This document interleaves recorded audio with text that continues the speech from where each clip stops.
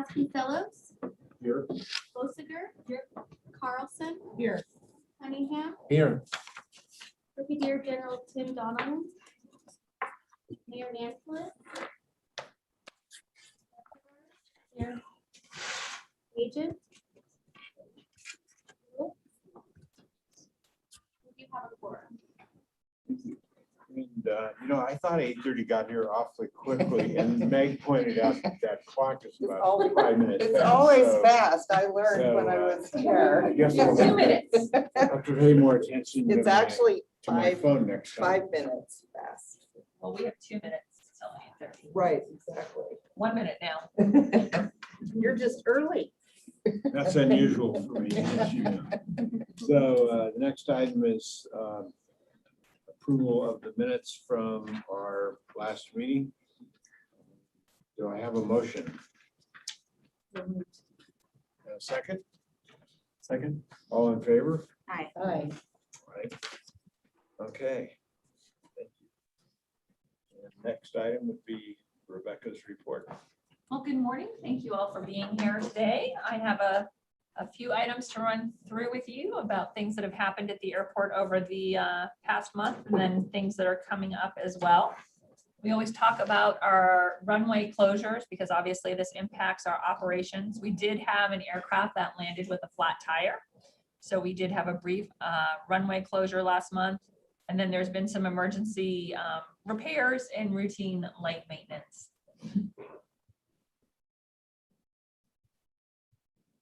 And construction continues on the parking garage. Now that we're above ground, it seems to be going up very quickly, but you can see from the pictures, we're on the level 3 deck is in progress. We have the elevator, guide rails and supports, and some of the metal stud framing on the main stairwell. So that project is moving right along, and we're hopeful that it will be open in spring of next year. The employee parking garage, that is also starting to take shape. These projects were actually bid together, as you recall. And so they started on the public garage, but they're moving the forms back and forth and hopefully getting some economies of scale by being able to work on both garages at the same time. The concrete's been placed on in the forms, and we'll start to see that project coming out of the ground as well. So you'll see that as you're driving along 84. And if you have traveled recently, you will see we've been doing some substantial work on the TSA checkpoint expansion that is currently in progress. The fish wall has been relocated. That's the official name for that, by the way, the fish wall, the fish artwork. We do have the carpet installed for the new 7th lane and the build out for Clear, which is the security expediting process. That is nearly complete. They will be doing, I'm probably getting ahead of myself here, but they'll be doing a ribbon cutting here, and I'll go over that in a little bit. But we do have a planned stoppage over Thanksgiving and also over Christmas on this project because we know that we will have higher than normal passenger numbers to the checkpoint. Taxi lane Sierra, a few things over here. We have the new cargo apron that's complete, and the taxi lane Sierra is complete. The road improvements are complete, and we're just finishing all of the final punch list items. The Amazon cargo facility that they are building, they have their temporary certificate of occupancy, and they are expecting their first flight tomorrow. So we'll have a chance to look at that. And then taxi lane November in Sierra. The taxi lane November continues. We're doing the construction outside of the movement area. There's some asphalt pavement that's happening in October. We'll pause for winter and then resume in the spring. And then Sierra Extension, this is at the very end of the taxi lane out there, where we're going to be able to extend that taxiway for the future Micron hangar. And it doesn't impact any of our existing airline tenants or operations. They've been working on the underground utilities, and we expect it'll be moving forward the week of November 7th. Harvard Street closure, you may remember, this is on the south side of the airfield over by the guard. This provides the access to the air traffic control tower. That's out of the way, hopefully. See that? There you go. And there's going to be 2 phases. The first phase is on Zeppelin cul-de-sac, and then the second phase is the Ed Stimson Way cul-de-sac. And the commission weighed in on some signage on that project earlier, so that is moving forward. This is a little bit more behind the scenes business housekeeping, but if you've ever been out on the apron area doing the ground boarding through Alaska Airlines, if you're flying Alaska, they have recently relocated their glycol tanks and actually increased the size of their glycol tanks. We expect them to be commissioned this week, and they'll be training on that just in the nick of time for winter operations. And this facility was relocated because we needed to move it to make room for the new concourse expansion. So this is one of those enabling projects. Parking seems to be top of mind for everyone. We have many conversations about this on Thursday and Friday afternoons in our office, because we are very, very close to capacity on parking. And we are adding 350 spaces out in the economy lot.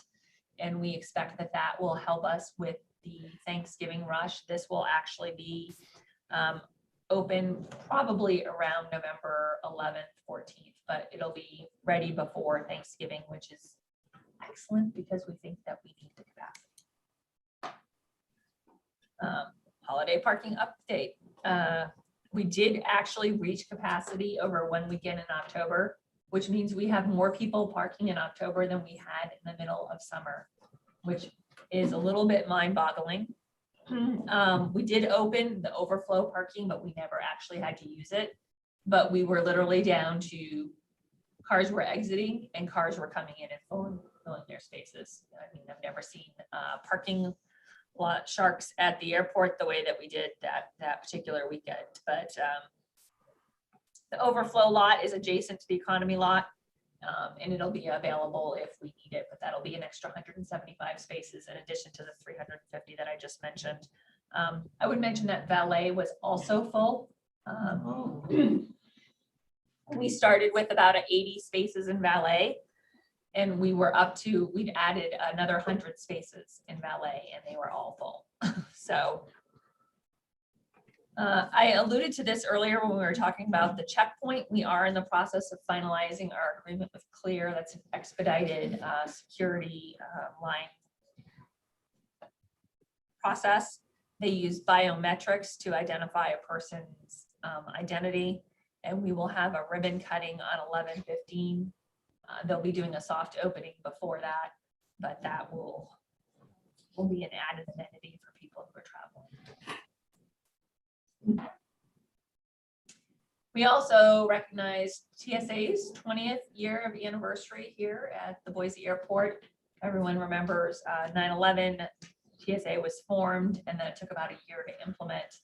So they were here 20 years ago. I started.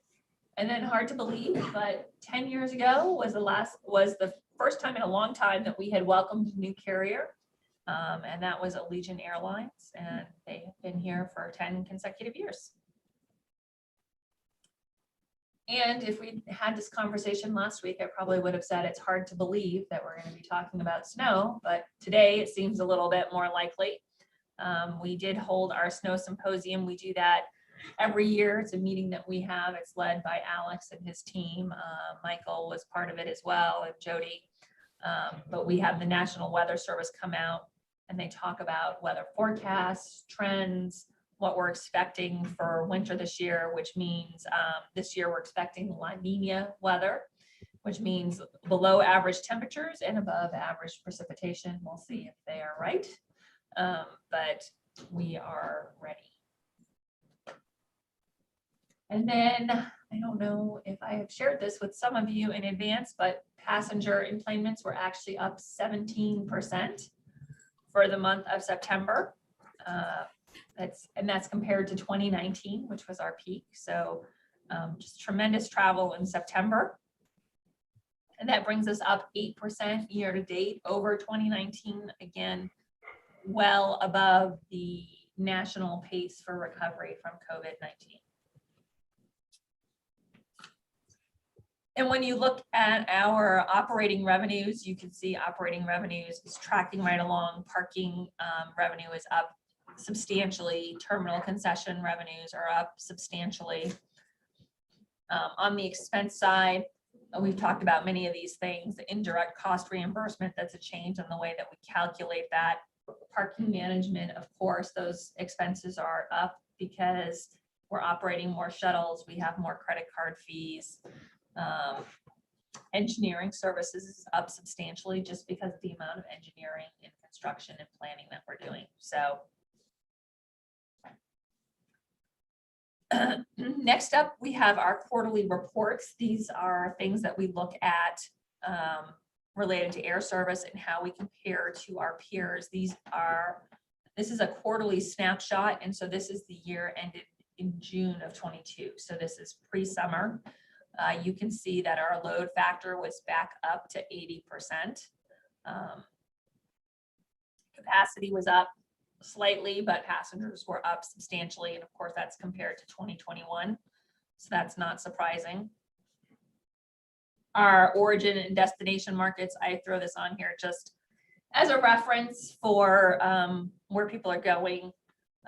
The markets all had increases in passengers except for Oakland and Orlando. And then our airline market share has been consistent, which is excellent. As you can see, the diversity in our market. Alaska with 27% of the market share, followed by Southwest, followed by Delta, United, American, then Allegiant, and then the others.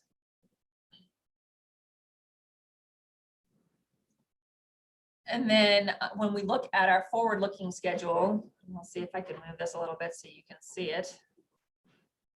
We are expecting seats to increase in every month and flights to increase in every month compared to the prior year for the next 6 months. And of course, keep in mind that this can change. As we have experienced, airlines have changed their flights even 2 weeks out during the pandemic. But we are expecting to see some substantial increases, 4% in flights and 17% on average in seats.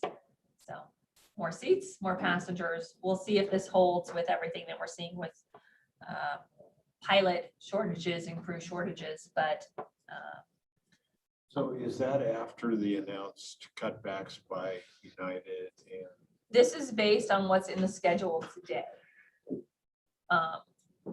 So this is looking forward for the next 6 months based on what's in the schedule today, which of course is subject to change without notice, as we all know. This is the average seats per capita comparison. Boise's well above the average for our peer group, with the exception of Spokane, Charleston, and Reno. They have slightly more seats than us, but not more passengers.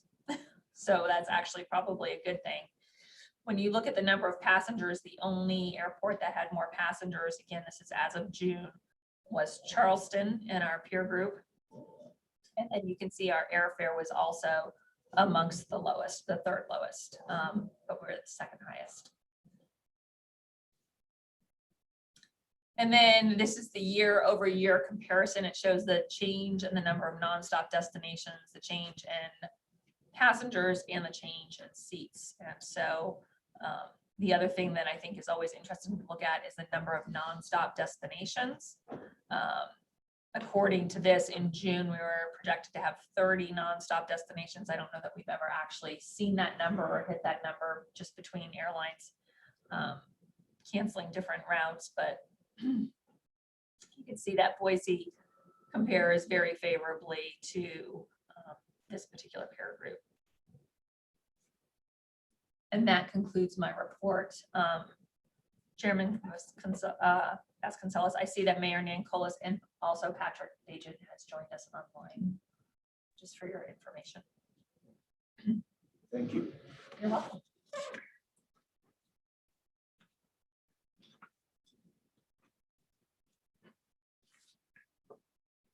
So that brings us to new business, and Rebecca and I were talking Chairman, about, we have commissioner comments next on the agenda. oh, sorry, thank you. Yes. Okay, commissioner comments. Sure. I don't have much. I will say I've been traveling a lot, as you know, this past summer and fall, and it's been great seeing the changes here at the airport. It's been my own little like, oh, what's new this time? And so this last time, the exit area and entering the airport from arrival was my new. So great job on the progression of everything that's going on here and experience firsthand. John? I have no further comments. I have several. So first of all, I just want to shout out to TSA here at our airport. They really do a phenomenal job. And this was brought even closer to my attention from my recent trip to Europe. We flew through Charles de Gaulle to Naples to spend time on the Amalfi Coast. And there were two experiences in Charles de Gaulle that were disastrous that caused us to miss our connecting flight. One was TSA. There were so many flights connecting that the people were lined up like all the way down the corridor forever and ever. And it didn't change the behavior of any TSA person because they're French, you know. And you couldn't have a conversation with them. You couldn't let them know that my flight's boarding in 30 minutes. Can you help me? We actually had asked to move forward, and we were. And then this TSA agent reached back in the line and said, "Oh, you come forward." It was the most bizarre thing I'd ever seen. Then we had to go through customs control, and Charles de Gaulle Airport recently invested in automated customs control where you scan your passport and then it looks at your picture, not global entry, actually for every person going through customs. And only one of them worked. So they had no labor. They had a security person standing there because people had to keep putting it in. And so we have all this line of people to make their connections and one person at a time going through one bank of 20 machines and one work. Oh my gosh, it was nuts. And finally you just kind of throw your hands up and go, well, I wonder if I get out of here today or am I sleeping in Charles de Gaulle Airport?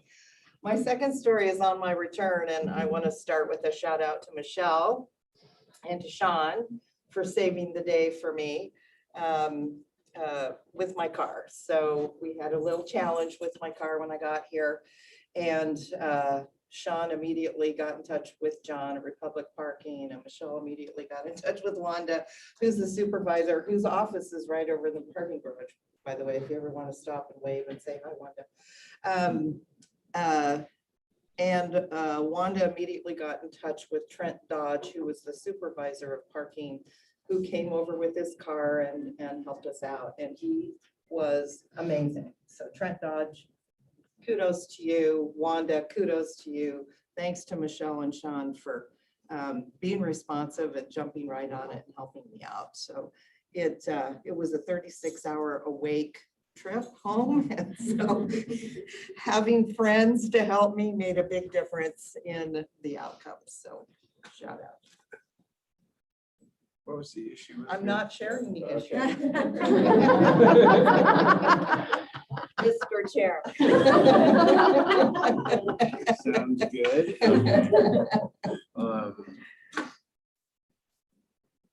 I didn't do any flying, but my wife flew from Boise to Monterey, California, and on United, everything went smoothly. So I had to come to the airport to pick her up, take her home, bring her here.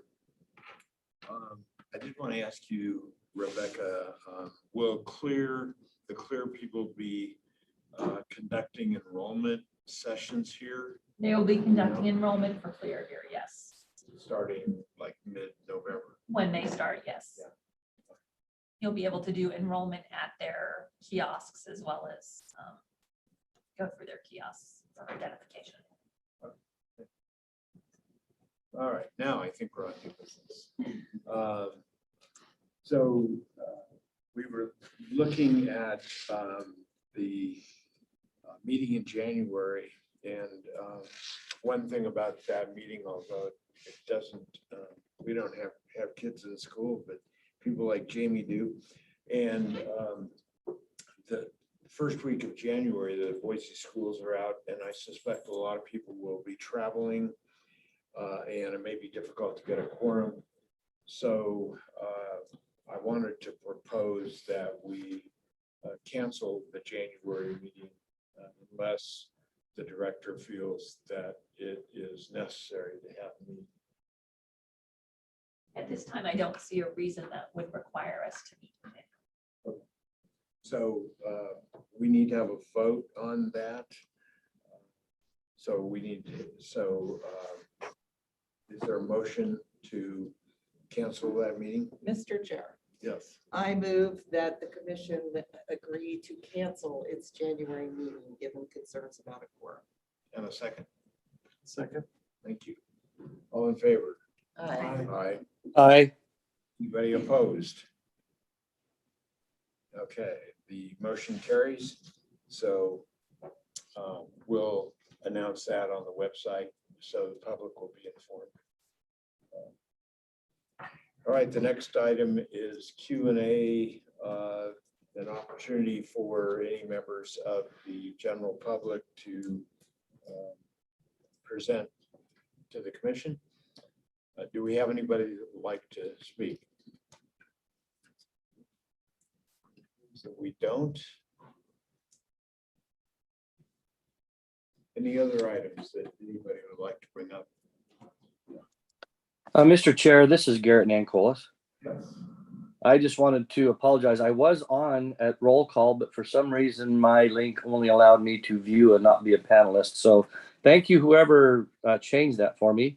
I just wanted to say good morning, and I apologize. The reason I'm not there today is just when I thought my health issues were behind me, I had another surgery 4 or 5 days ago. And so I'm still staying close to home and recovering, but just wanted to say thank you for accommodating me to attend by Zoom today rather than be there in person. So thank you very much. And I appreciate all that everyone does. Thank you.